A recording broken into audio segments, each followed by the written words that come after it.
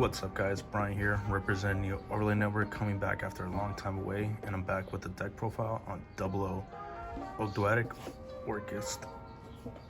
It's a fun graveyard deck that combines both archetypes into one deck, and both of them help cover a lot of each other's weaknesses. I'm going to start off with the high level Ogdoadics first. Overlord, King, Queen, Curse, Tolerate. All of them require tributes to be summoned from the graveyard. Overlord requires 3 tributes, King and Queen require 2, and then Curse and Tolerate respectively require 1 each. Overlord's effect are, while in the graveyard, you can tribute summon 3 monsters, special summon this card, and once while face up on the field, you can send all face up monsters to the graveyard except monsters special summoned from the graveyard.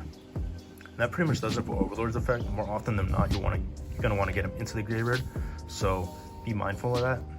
Now let's get into the King and Queen's effect. Now the King and Queen work together to make a loop and generate you some advantage. King's first effect is if your opponent adds a cards to their hand, except during the draw phase or damage step, you can send one random card from their hand to the graveyard. This is going to trigger Queen's second effect, which is if a monster or monsters is sent from your opponent's hand or deck to the graveyard, except during the damage step, you can special summon 1 light or dark reptile monster from your graveyard except yourself. Now Queen's first effect is if a monster is special summoned from your opponent's graveyard, except during the damage step, you can send 1 card they control to the graveyard. This triggers King's second effect. If a monster your opponent controls is sent to the graveyard, except during the damage step, you can add 1 light or dark reptile monster from your deck or graveyard to your hand, except itself. So you see how the loop is going to be able to clear boards and your opponent's hand, and at the same time it's going to be giving you resources on the field. 2 level 8 boss monsters that are pretty good, and when you do get Buster Locked or Scythe Locked, these guys will help you. We'll get Overlord back in the pick. These guys will help you play Yu-Gi-Oh! When you do get Buster Locked or Scythe Locked, because we all know when Orcust gets locked out of the extra deck, that kind of goes a lot of the engine, but there goes the whole shtick of the deck, kind of. You can't really play without it. Next is Tolerate and Curse. These 2 help facilitate the King and Queen's effects and the loop. So when Curse is special summoned, your opponent can special summon 1 monster from the graveyard but negate its effect. This again is going to trigger King and Queen's effect. Now, Curse's second effect will allow you to target 1 level 4 lower Ogdoadic monster in your graveyard. It's special summon it but banish it when it leaves the field. But when they do go Lancea, if they see you're playing Orcust before you go into this engine, that whole banishing stipulation is not going to matter. So let's get into Tolerate now. When Tolerate is special summoned, your opponent can add 1 monster from their hand. This will trigger King and Queen's effect, like I said. So you see how these guys kind of all play off each other and why I run all 5. And his second effect is if this card is special summoned, you can target 2 of your banished monsters, including a reptile monster, return them to the graveyard. That pretty much does it for all the big reptiles. Pretty interesting stuff once you understand how it all works and synergizes together. So at least the Ogdoadic engine, then you throw in the Orcust, then you're going to have a fun time learning and playing this deck. So let's get into the little reptiles of this deck. We run 3 Nunu because it's just needed. Nunu's effect lets you send itself from the hand or graveyard to foolish 1 dark reptile monster from your deck to the graveyard. That's its first effect. And Nunu's second effect is if you control no monsters or you control an Ogdoadic monster, you can special summon this card but banish it when it leaves the field. So like I said, if they go Lancea, that little banishing stipulation is not going to matter. So level 4 light body, that does help a lot with this deck. Very good little part of the engine. We also run 3 Nanu. Nanu is a great card. So you can send this card from your hand to your area to foolish a light reptile. Pretty much the opposite of what Nunu does. And then when it is normal or special summon, you can add 1 Ogdoadic spell trap from your deck to your hand. So simple but effective. Next we run 1 Zoha. Now Zoha is a very good card. And I wish they kind of made more cards like this for some archetypes. Zoha's effect is when this card is sent from the field to the graveyard or special from the graveyard, you can activate his effect to make your opponent draw a card, and if they do, You can add one Ogdoadic monster from your deck to your hand, except himself. Then each player sends one card from their hand to the graveyard, so he will also kind of facilitate the king and queen's effects. His other effect helps you get rid of bricks in your hand, which is, if Zoha is in your graveyard, you can send one card from your hand to the graveyard to add this card back into your hand, helping you get a body that's actually usable for Tribute Fodder, Xyz material, Link material. Really interesting card, really good card. I wish more archetypes had it. Then we had a card like that. Then we run one Reptilian Kotal and then one Kage Kokage. Reptilian Kotal is just an extender / tuner level 4, helping go into some synchro plays. Very simple effect. The only effect that we care about, that we use, is if you control a dark reptile monster, you can special summon this card from your hand. Really simple but effective. Really, really good card. I'm glad Burst of Destiny came out with this card. And then we run one Kage Kokage. What can I say? Free extender when you normal summon level 4, helping you go into Xyz, Link, Tribute plays, whatever it is. And then I just like him because both of these are all searchable, and then they're all searchable thanks to King of the Simps. So how much else to say? And then we run 3 Water Lily. Water Lily is pretty much foolish for a reptile monster from your deck to the graveyard. And then if you have 5 or more reptile monsters in your graveyard, it acts as a monster reborn to special summon one reptile monster from there. But you have to have 5 different names in there, like I said. Still, it is hard once per turn, but some people run it at 2, some people run it at 3. It really comes down to personal preference. I like running it at 3. You do as you please with your cardboard. We run the God card, 3 Snake Rain. All it is, pay for cost, discard a card, 2 foolish, 4 reptiles from your deck to the graveyard. Not 100 once per turn. Insane. I'm just hoping they make another rarity that isn't collector's rare or rare. That's really right about it for the Snake engine. Let's get into the Orcust engine. We run 3 Gearsu. Really good card. Broken. What can I say? Let's do foolish, World Legacy, or Orcust card from your deck to your graveyard. And then if 2 more cards are in the same zone, it's treated as a tuner, helping you get another tuner option for your synchro plays. And on top of that, if you control another monster, it gives you a token, so it lets you bring off your Link creatable, so you can start going into your Link plays for Orcust monsters, etc. Insane card, great card. And then when you do bait out all the hand traps or Orcust, you can just go into your Ogdoadic plays and then kind of shine off, pop off from there and keep on shining through all the freaking hand traps. Doesn't matter. Sometimes it really depends on him. And we play 3 Orcust Nightmare. I mean, all the Orcusts, at least the ones I'm going to get into now, have the effect of you can banish them from the graveyard to do a certain amount of thing, to do a certain thing. Orcust's effect is you can banish it from the graveyard to foolish another Dark Machine monster from your deck to the graveyard, and then you can target one monster you control. That monster gains attack times 100, equal to the level of the monster you foolished. So really good card. And when you do use the effect to banish, you're locked into dark monsters. That's kind of the whole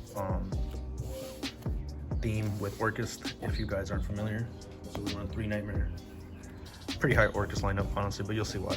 Then we run 2 World 1, level 8, sometimes a free extender. And then its effects are, first effect is if it's sent to the graveyard, you can foolish, you can special, if it's sent to the graveyard, you can special summon 1 World Legacy card from your hand, including itself. Nice, right? So it lets you go into the Xyz plays or just Tribute Fodder, etc. And then you can banish this card from your graveyard to special summon one of your banished Orcust monster, but when you do, you're locked into darks. So 2 of him, really good card, helps you do some really great plays. And we run 2 Orcust Symbol Skeleton. You can banish this card from the graveyard to special summon 1 Orcust monster in your graveyard. So monster reborn for the Orcust archetype when it's banished. 2 Symbol Skeleton, and then we run 1 Bombard for another level 1 tuner. Banish this card to special summon an Orcust monster from your hand. So pretty much kind of a double summon for Orcust. So there's that. And then we run, for the rest of the Orcust cards, we run 1 Babel. I mean, Broken Field Spell. All Orcust monsters in your graveyard or Link monsters you control become quick effect. And then you can always recur it back by just sending a card from your hand to the graveyard to get it back. So great artwork. I'm still rocking with the rares. Don't care. And then we run 2 Crescendo. I feel 2 Crescendo is necessary in a build like this because you're not always promised the surge, excuse me. And then just a really good card. I mean, broken.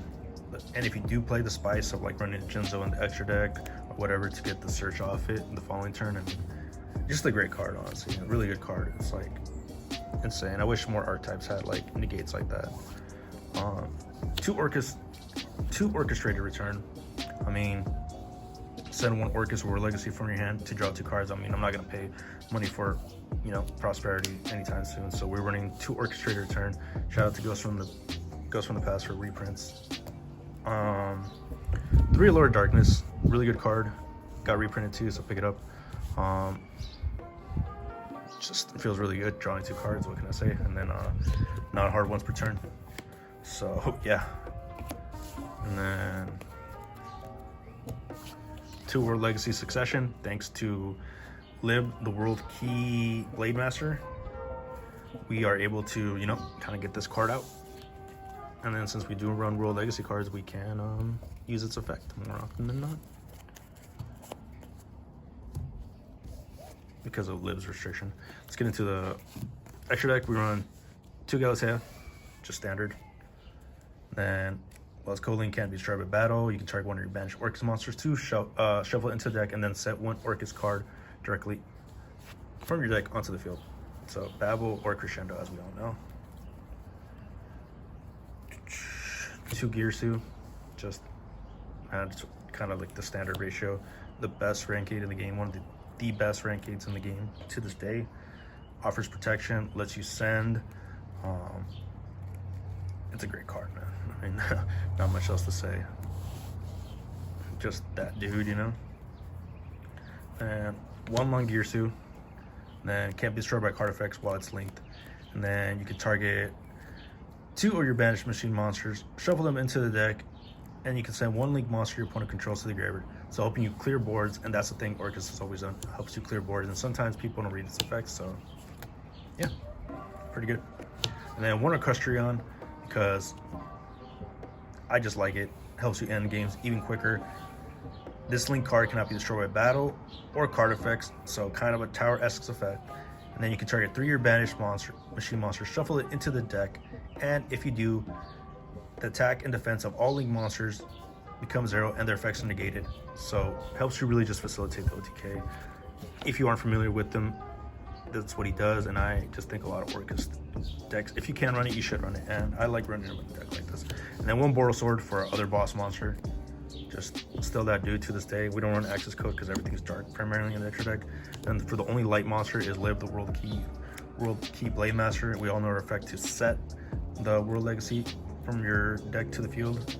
But they're not really familiar with its other effect when this card is linked. If this card is linked off and set to the graveyard as linked material, you can shuffle one card on the field into the deck. So you know what? Don't sleep on it. And a really good card. It's a solo print, so make sure you get it. 1 top block of Trishbana because back row helps us burn and get rid of back row. 1 Nightmare Unicorn, 1 IP Masquerena for the IP Nightmare play, and then she makes, you know, all material that uses this card as link material can't be destroyed by your opponent's card effects. So IP is just a broken link too. Barricade board blocker helps you protect your field spells and your continuous spells, and you can also recur them. 1 link Karibo, 1 King of the Feral Sims to search out your entire reptile archetype, and 1 Chaos Ruler of the Magical Dragon. Level 8 helps you mill, excavate 5 cards, add 1 light or dark from your deck to your hand, and at the same time, if you get lucky with the mill, I mean, you're gonna have some Orcust setup, some Ogdoadic setup, whatever it may be. This card is insane as this deck. I'm just so glad I got a reprint. This is pretty much the card that is cracked out in this deck because the whole strategy plays really well off each other. Just when they want to go banish, when they want to go Lancea to stop you from banishing, you just go into your Ogdoadic plays, and then that's right about it for the deck profile, guys. It's very budget, fun to learn. It's got 41 cards, and any stuff I didn't go over, I'll make sure to fill up in the description box. Brian representing Neo Overlay Network signing out. Don't forget to like and subscribe, and